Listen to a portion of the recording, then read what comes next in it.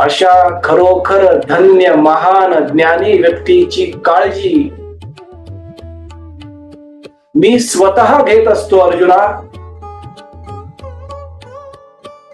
त्याला कुठे काहीही कमी पडू नये ह्याबद्दल मी सदैव त्याच्या मागे तत्परतेने उभा असतो अर्जुना.